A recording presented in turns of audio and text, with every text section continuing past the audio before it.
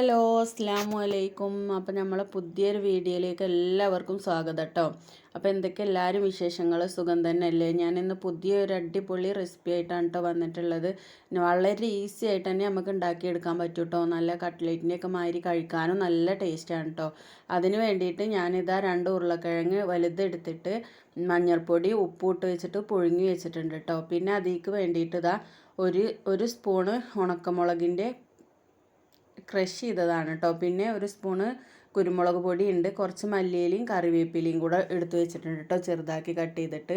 അപ്പോൾ ഈ എരിവിനൊക്കെ നിങ്ങൾക്ക് ആവശ്യത്തിനനുസരിച്ചിട്ടുള്ള കുരുമുളക് പൊടിയൊക്കെ ഇട്ടാൽ മതി കേട്ടോ. കുട്ടികൾക്കൊക്കെ കഴിക്കാനാണെങ്കിൽ കുറച്ച് കുരുമുളകൊക്കെ ഇട്ടാൽ മതി കേട്ടോ. പക്ഷേ കുരുമുളകിൻ്റെ ഫ്ലേവറൊക്കെ ഇതിലിങ്ങനെ മുന്നിൽ നിൽക്കണം കേട്ടോ. അപ്പോൾ അതാ ഇതുപോലെ നമ്മളെ കിഴങ്ങൊന്ന് ഉടച്ചെടുക്കണം കേട്ടോ.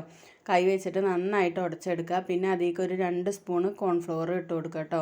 ഞാൻ ഈ ചെറിയ സ്പൂൺ ആയതുകൊണ്ടാണ് 3 സ്പൂൺ ഇട്ട് കൊടുത്തിട്ടുള്ളത്. അപ്പോൾ വലിയ സ്പൂണിന് 2 സ്പൂൺ ഇട്ട് കൊടുത്താൽ മതി കേട്ടോ. അപ്പോൾ കറക്റ്റ് ആവും. 2 വലിയ ഉരുളക്കിഴങ്ങക്ക് 2 സ്പൂണ് കോൺഫ്ലവർ കറക്റ്റ് ആക്കാറ് കേട്ടോ. അപ്പോൾ അതാ പിന്നെ നമ്മൾ കട്ട് ചെയ്ത് വെച്ചതും ആ പൊടികളും കൂടെ ചേർത്തിട്ട് അല്പം ഉപ്പ് ഇട്ട് കൊടുത്തിട്ട് പിന്നെ ഉരുളക്കിഴങ്ങിൽ നമ്മൾ ആവശ്യത്തിനുള്ള ഉപ്പിട്ടിട്ടാണ് പുഴുങ്ങിയിട്ടുള്ളത്. പിന്നെ ഈ കോൺഫ്ലവറുക്കും ഇതിക്കും കൂടെയുള്ള ഉപ്പ് നോക്കിയിട്ട് ഇട്ട് കൊടുത്താൽ മതി കേട്ടോ. പിന്നെ കൈ വെച്ചിട്ട് നന്നായിട്ടൊന്ന് കുഴച്ചെടുക്കുക. വെള്ളമൊന്നും ചേർക്കണ്ട കേട്ടോ. ഈ ഉരുളക്കിഴങ്ങ് തന്നെയുള്ള വെള്ളം കൊണ്ട് ഇത് നന്നായിട്ട് കുഴഞ്ഞ് കിട്ടും കേട്ടോ. അപ്പോൾ കണ്ടോ, ഇതുപോലെ നല്ല അടിപൊളിയായിട്ട് കുഴഞ്ഞ് കിട്ടും. പിന്നെ നമുക്കിത് പരത്തിയെടുക്കാനൊക്കെ സിമ്പിളായിട്ട് വയ്ക്കും ചെയ്യും കേട്ടോ. പിന്നെ അതാ ഒരു മുട്ട ഒന്ന് ബീറ്റ് ചെയ്തെടുത്തിട്ടുണ്ട്. പിന്നെ ഒരു 5-6 ബ്രെഡ് ഇതുപോലെ പൊടിച്ചെടുത്തിട്ടുണ്ട് കേട്ടോ. പിന്നെ ഇതാ അതിൽ കയ്യിൽ കുറച്ച് ഓയിൽ തടവിയിട്ട് ഇനി നമുക്കിതൊന്ന് നീട്ടിയെടുക്കാം കേട്ടോ. പരത്താനൊന്നുമില്ല, നമ്മൾ ഈ റാക്കിൽ വെച്ചിട്ട് തന്നെ ഒന്ന് നീട്ടിയെടുക്കാം കേട്ടോ. റേക്കൊക്കെ നന്നായിട്ട് തുടച്ചിട്ട് പിന്നെ അതിന്മേൽ വെച്ചിട്ട് തന്നെ ഒന്നിങ്ങനെ നീട്ടിയിട്ട് ചെറുതായിട്ടൊന്ന് പരത്തിയെടുക്കാം കേട്ടോ.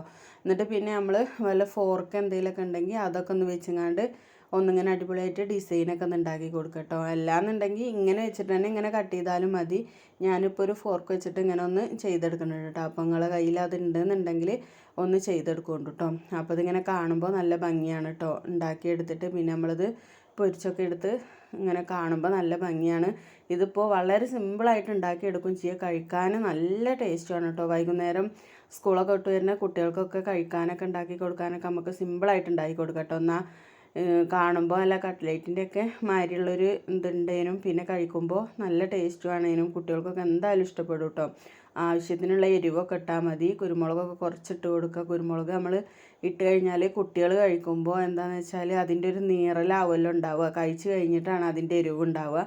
അപ്പോൾ അതുകൊണ്ട് അത് നിങ്ങൾ ശ്രദ്ധിച്ചിട്ട് ഇട്ടാൽ മതി കേട്ടോ. പിന്നെ ഇതിക്ക് 2 പച്ചമുളക് വേണമെന്നുണ്ടെങ്കിൽ കട്ട് ചെയ്തിട്ട് ഇട്ട് കൊടുക്കുക കേട്ടോ. ഞാൻ പച്ചമുളക് ഇട്ടിട്ടുണ്ടായിരുന്നു, പറയാൻ വിട്ടുപോയതാണ് കേട്ടോ.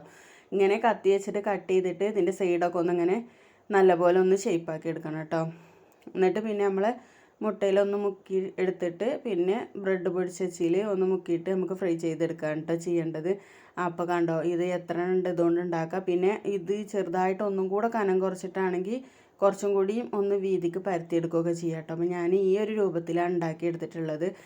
കിഴങ്ങ് നമ്മൾ വേവിച്ചതാണല്ലോ, അതുകൊണ്ട് തന്നെ പെട്ടെന്ന് ഫ്രൈ ആയി കിട്ടും ചെയ്യും കേട്ടോ. അപ്പോൾ ഇതാ ഇതുപോലെ ഒന്ന് മുട്ടയിലൊക്കെ ഒന്ന് മുക്കിയെടുത്തിട്ട് പിന്നെ ഈ ബ്രെഡിലും കൂടെ ഒന്നിങ്ങനെ നല്ലതുപോലെ എല്ലായിടത്തും കവർ ചെയ്യണ രൂപത്തിലൊന്ന് മുക്കിയെടുക്കണം കേട്ടോ. ഇതാ ഇപ്പോൾ ബാക്കിയുള്ളത് എല്ലാതും കൂടെ ഞാൻ അങ്ങനെ ഉണ്ടാക്കിയെടുത്തിട്ടുണ്ട്. ഇനി നമുക്കിത് ഓരോന്നായിട്ട് എങ്ങനെയാണ് ഇത് ഫ്രൈ ചെയ്തെടുക്കണമെന്ന് ഒന്ന് നോക്കാം. എണ്ണ നന്നായിട്ട് ചൂടായിട്ട് ചെറിയ തീയിൽ ഇടണം കേട്ടോ. അല്ലാന്നുണ്ടെങ്കിൽ പെട്ടെന്ന് തന്നെ നല്ല ചൂടായ എണ്ണയ്ക്ക് ഇട്ട് കൊടുക്കുമ്പോൾ പെട്ടെന്ന് തന്നെ കരിഞ്ഞു പോകാൻ സാധ്യത ഉണ്ട് കേട്ടോ. അതുകൊണ്ട് എണ്ണ ഒന്ന് നല്ലതുപോലെ ചൂടാക്കിയിട്ട് പിന്നെ ഒന്ന് സ്റ്റൗ ഒന്ന് കുറച്ച് വെക്കണം കേട്ടോ. എന്നിട്ട് പിന്നെ അതിലേക്ക് ഇട്ട് കൊടുത്തിട്ട് തിരിച്ചു മറിച്ച് ഇട്ടിട്ട് പെട്ടെന്ന് തന്നെ കോരിയെടുക്കുക കേട്ടോ. കാരണം എന്താ വെച്ചാൽ കിഴങ്ങാണല്ലോ, ഇതിൽ അരിപ്പൊടിയൊന്നുമില്ലല്ലോ ഇത്ര വേവാനൊന്നും. പിന്നെ ആ കോൺഫ്ലവറിൻ്റെ പൊടിയല്ലേ ഇതിലിട്ടിട്ടുള്ളൂ, അതിൻ്റെ ഒരു വേവ് മാത്രമേ ഉള്ളൂ.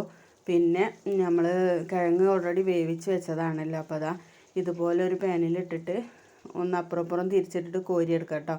ഇനി ഇത് ഇങ്ങനെ എണ്ണയിൽ പൊരിച്ച് കോരണ്ടെന്നുള്ള പോലെ ആണെന്നുണ്ടെങ്കിൽ നമുക്ക് എണ്ണയിൽ ഇങ്ങനെ നമ്മൾ മീനൊക്കെ പൊരിച്ചെടുക്കുമല്ലോ അതുപോലെ ഇങ്ങനെ വെച്ചിട്ട് പൊരിച്ചെടുക്കാം കേട്ടോ. പക്ഷേ അധികം ടേസ്റ്റ് ഇങ്ങനെ ഉണ്ടാക്കിയെടുക്കുമ്പോഴാണ്. എണ്ണയൊന്നും ഒട്ടും കുടിക്കൂല കേട്ടോ.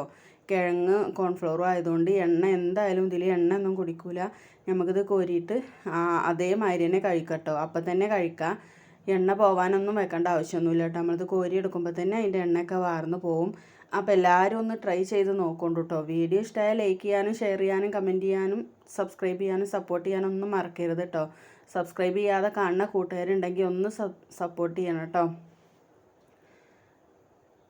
അപ്പോൾ അതാ കണ്ടോ, ഇതുപോലെ നല്ല അടിപൊളിയായിട്ട് ഇങ്ങനെ കിട്ടും കേട്ടോ. ഞാൻ ബാക്കിയുള്ളതെല്ലാം അതും അങ്ങനെ ഉണ്ടാക്കി എടുത്തിട്ടുണ്ട്. അപ്പോൾ നമ്മൾ ഏത് ഷേപ്പിൽ വേണമെങ്കിലും ഇത് ഉണ്ടാക്കി എടുക്കും ചെയ്യാം കേട്ടോ.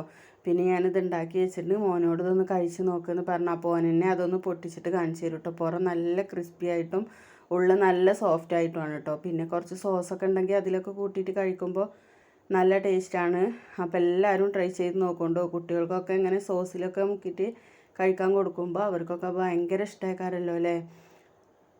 ഇങ്ങനെ സോസിലൊക്കെ കൂട്ടിയിട്ട് സ്നാക്സ് കഴിക്കാൻ ഇഷ്ടപ്പെടാത്ത കുട്ടികളൊന്നും ഉണ്ടാവില്ല. അപ്പോൾ എല്ലാവരും ട്രൈ ചെയ്ത് നോക്കുകൊണ്ടു.